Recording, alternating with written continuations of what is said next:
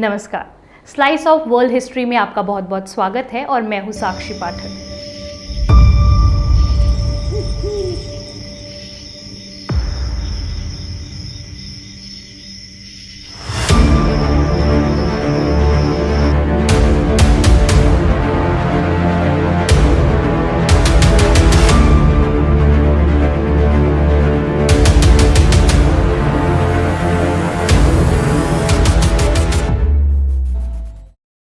हमारे मन में अक्सर ये सवाल आया करता है कि ये यूनिवर्स कैसे बना, ये पेड़ पौधे, ये वनस्पतियाँ कैसे आए होंगे, भगवान ने क्या एक दिन में धरती बनाई होगी और हमें भेजा होगा।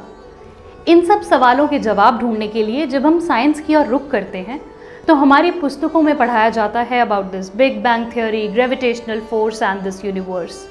लेकिन इससे पहले क्या मानव को नहीं पता था कि यूनिवर्स कैसे बना और फिर ये वनस्पतियाँ और मानव किस तरह धरती पर आए। ब्रिटिशर्स ने साइंस को वेस्ट की देन बताकर हम भारतीयों को हमेशा से ही ये बताने की कोशिश की है कि साइंस और शिक्षा के केंद्र वेस्ट की देन है। लेकिन हम भारतीयों को इस पर यकीन करने से पहले भारत के इतिहास को पढ़ना चाहिए। इतिहास को पढ़ने के लिए हम कई बार सोचते हैं कि सच्चा सोर्स यानी ट्रुथफुल सोर्स कौन सा है, लेकिन आपको ये जानकर हैरानी होगी कि भारत में सदियों से इस पर मनन चिंतन होता रहा है और महर्षि वाल्मीकि जी ने श्री राम संवाद किताब में अनेकों मिथक बातों को स्पष्ट करते हुए हमारी अवधारणाओं को गलत ठहराया है। और इसी के चलते श्री राम संवाद किताब को पढ़ने के बाद आप भी हक्के बक्के रह जाएंगे ये जानकर कि कितना समृद्ध इतिहास है हमारा। पश्चिमी देशों के साइंटिस्ट ने अरबों डॉलर खर्चने के बाद इन फैक्ट्स की खोज की। वही फैक्ट्स लाखों वर्षों पहले वाल्मीकि जी ने त्रेता युग में इस किताब को लिख दिया था।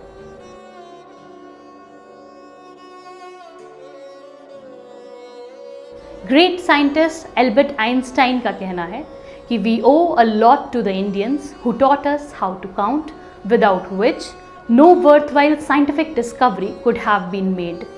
यदि इतने महान साइंटिस्ट भी भारत के बारे में ये सब जानते हैं तो हम भारतीयों को भी अपने इतिहास पर गर्व करना चाहिए।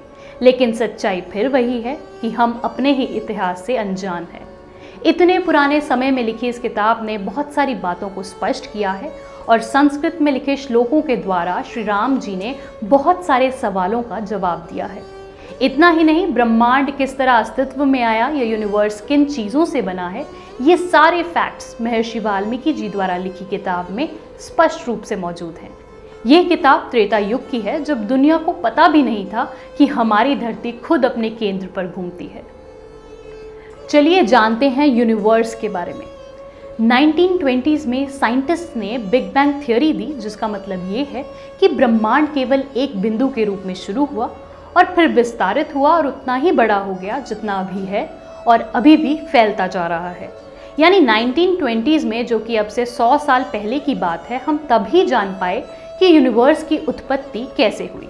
और अब सोचिए 8 लाख वर्ष से पहले यूनिवर्स की उत्पत्ति के बारे में यूं लिखा गया है, इदमखिल विश्वं हि दृश्यमदृश्यमेव च सीमाहीनमनाद्यन्तं वर्धमानं प्रतिक्षणं देशे काले च सर्वत्राप्यनन्ते गगने द्विज देशसमयपार्थक्यं न किञ्चिदेकमेव तौ। which means all the universe, visible and invisible, has no bound. You cannot say where it begins and where it ends, as it is expanding every moment in the infinity of space and time which you cannot differentiate and are on. यानी कि ये सारा ब्रह्मांड दृश्यमान और अदृश्य जगत से बना है जो कि सीमाहीन है।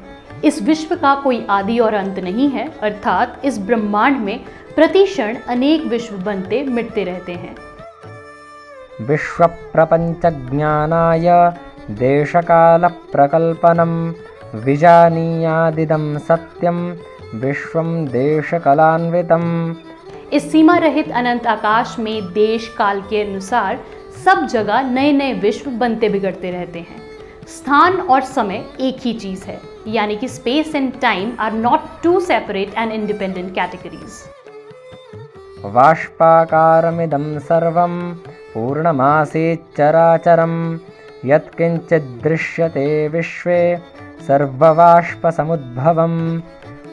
There was a time when the entire universe, conscious and unconscious, consisted in the form of a huge cloud of gases. Everything that we see was in the form of gas. पूर्व काल में ये सारा चर अचर जड़ चेतन विश्व भाप के रूप में था. संसार में जो कुछ दिखाई देता है वे सब भाप से ही पैदा हुआ है. और साइंस भी यही कहती है कि बिग बैंग होने से पहले ये सारा संसार भाप के रूप में ही मौजूद था. उष्णतरं हि सूर्याच्च बहुगुणं बभूव तत् घूर्ण्यमानं स्वदीप्त्या च वियदे तन्निरन्तरम्. अर्थात भाप का ये बादल सूरज से भी कई अधिक गुना गर्म था. अपनी गर्मी की शक्ति से वह आकाश में निरंतर घूमता रहता था. वह भाप का बादल फिर समय पाकर सैकड़ों हजारों टुकड़ों में अलग अलग बिखर गया. उसके उन भिन्न भिन्न खंडों से ही चमकते हुए अनगिनत तारों के समूहों की सृष्टि हुई. A nebula is an enormous cloud of dust and gas occupying the space between stars and acting as a nursery for new stars. शतशो वेदशाखाशो भिन्नं वाब्दो भवद्धितत् असंख्यास्तारकाः पुञ्जा ह्यनेनैव प्रकल्पिताः.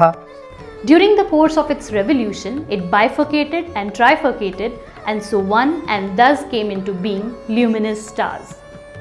यदि हम बात करें तारों की तो जैसे ही गर्मी से पिघले हुए पदार्थ ठंड को पाकर जमकर ठोस होता हुआ अनेक रंगों का हो जाता है, उसी प्रकार इन नक्षत्रों के भी अलग अलग अनेक रंग दिखाई देते हैं.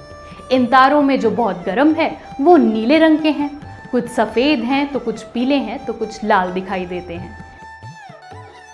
शैत्यं प्राप्तं द्रवीभूतं यथा यो बहुवर्णभाक् नक्षत्राणाममीशान्तु वर्णाः स्युर्विविधस्तथा. In the same way, according to modern science, there are several spectra of stars based on the surface temperature. So it takes the light crores of years from the distant stars to reach us. The distance from stars to us are staggering and less said of them are better. अब आप खुद ही compare कीजिए modern science और किताबों में पढ़ी big bang theory और universe के ओरिजिन को किस तरह से सामान्य रूप से श्लोकों के जरिए इस मन्यूस्क्रिप्ट में लिखा गया. हमारा भारत पहले से ही जानता था ये ऊपर बताई हुई थ्योरीज, साइंटिफिक थ्योरम्स, लेकिन फिर भी हम यही समझते हैं कि फर्स्ट ऑफ एवरीथिंग यूरोपियंस की देन है. तो ये एपिसोड था ब्रह्मांड की उत्पत्ति पर. हम आशा करते हैं कि आपको हम सरल रूप से नई जानकारी प्रदान करने में सक्षम हैं. हमारे साथ जुड़े रहिए क्योंकि आने वाले एपिसोड्स और दिलचस्प होते जाएंगे और हमें सब्सक्राइब करना ना भूलिएगा.